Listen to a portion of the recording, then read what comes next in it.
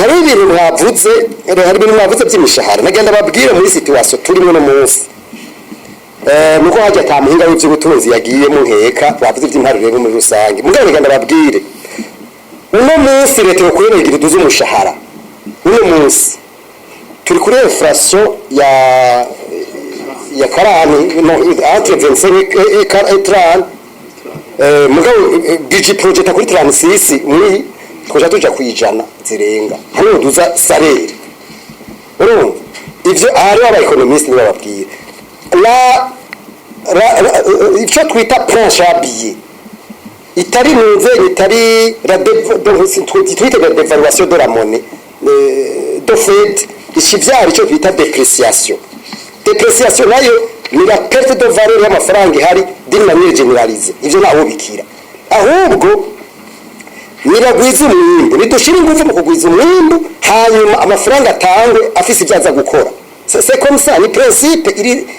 iri simple ivy'imishahara kuva ngo bayimishahara nukuri mu mbabarire ivyo nibishoboka nibaronderede hariho de mécanisme zizwi zikogwa hari ivyo mwavuze vya fuite de capitaux pardon de cerveau imi abantu bagenda kubera iki erega iri no plus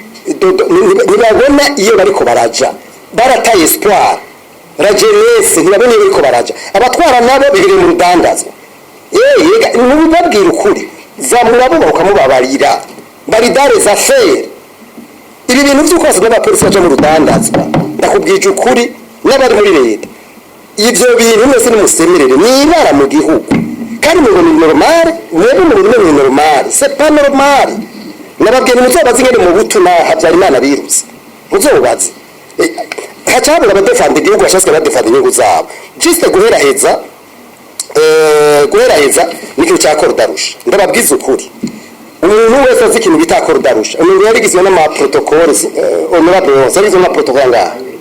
amaprotokole ane protokole ya mbere yagaruka ku bintu byakahise ngene byagiye hanyuma ya kabiri yashije ku bintu by'intwari bereye muri ibi na biriya urumva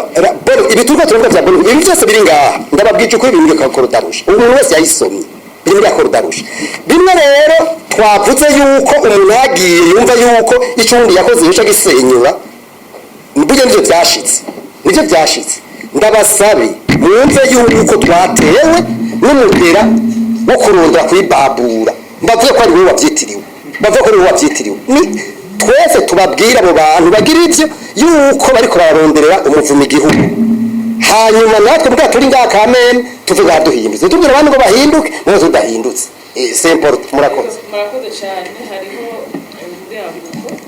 murakoze rero singiye ko byafise umugabo nyene ngene urwaye kabivuga niho n'umuti wa kwandikira ikintu rero bita système national d'intégrité évaluation du système national d'intégrité igizwe na pilier 8 baraba inzego zigize igihugu uravye pouvoir public karaba parlement ka judiciaire media société civile n'ibindi hamwe rero iyo tuko turavuga ibintu by'intwari bereye n'ibiki umafata ikiundi agafata ikindi agafata kiriya mugabo iyo évaluation du système national d'intégrité ibaye yo bari document nini ariko vuga tugira tuje kuri volet pouvoir judiciaire baba bavuze intege zayo bakerekana niyo bija niyo biva nago masabe twogerageza twogira imana leta ikavyemera bakonda aba expert internationaux bakabagira iyo évaluation système national d'intégrité baba batwara bose vyoborohera kugira avuga ati muri ugu rwego ndabona ko hagwaye gutya ngira nkoruko mu vyokorwa rero je nihondi nuko hoba évaluation du système national d'intégrité kugira ngo baba abategetsi bo hejuru baba abajejwe ivy'ubutungane baba shinga amateka yaba société civile yaba media baba abajejwe ivy'umutekano kwizose n'inzego bevariwa bogira aho bahera kugira ngo bagire intambwe nico nagomba gushika ko murakoze sitiko kwanya igiturire nagomba kuvuga ko agiye cyitwa abashobora tuvuga kenshi la révision de la loi sur la lutte contre la corruption iryo tegeko niryo rivugamwe na bimwe byo bavuga bavuga bya patrimoine bya déclaration du patrimoine lakini irimo nuko biranditse neza ko abategetsi bateza kudeklara le patrimoine mugabo nta kintu gitekanijwe ku muntu atabikoze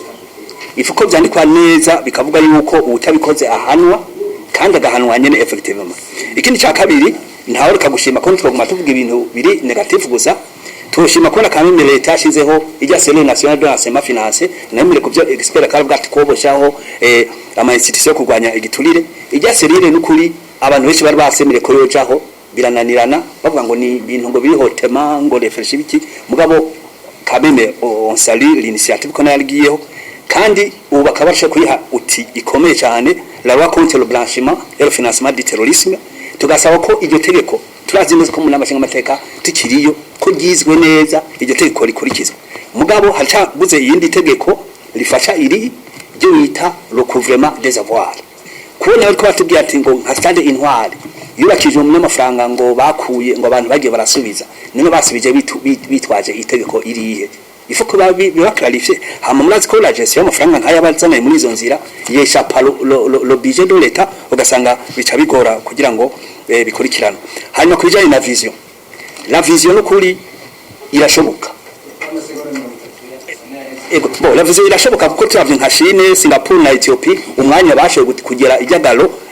yiterambere mugaye wacu ari gushoboka mugabo bagire sous de composition y'ijya vision par match dufashe tengo nka president aje akavuga ati sur 7 ans jinzo bamaze kwashikana kuri ibi nibi hakabaho de référence abantu baza bararabira akavuga ati aha on a déjà échoué canke on a déjà sur la raille gutyo umuntu akazoshobora kubona ko ibintu ko biragenda sino uvuze ngo 2060 benshi bazaba barapfuye kiva evaluer iyo vision mu gihe abantu benshi atanumaze bacyara mugabo bagishiza amaropere birakunda ko abantu bagenda barabona ati ibintu ko bigenda neza hama cyo muhereza ko ni budget programme le budget programme vraiment yari bien conçu hagiye mu bya budget bya digitalisation l'expert yavuze mugabo ifuko ikorwa neza nkuko ujya mu expert ndimira yamarika bivuga yamarika byigisha murakoze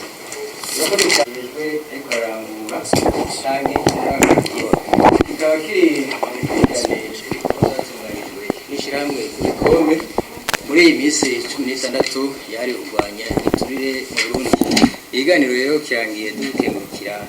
aba batumire bacu shimire Jean Claude Sure kaba wasekiye cyangwa yigenga reka shimire kandi umushinga amateka yose ku Mana dushimire kubona mwaje kudufasha kuri mesha kire kandi murakoze kandi nani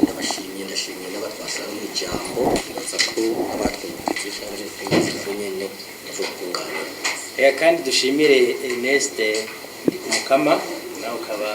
kuri umuhinga uzerekeye intwari bereye nanje ndagushimiye cyane kandi ndashimiye naho twasangiye iganiro baje mu ino nama ngashimira n'abatwumvise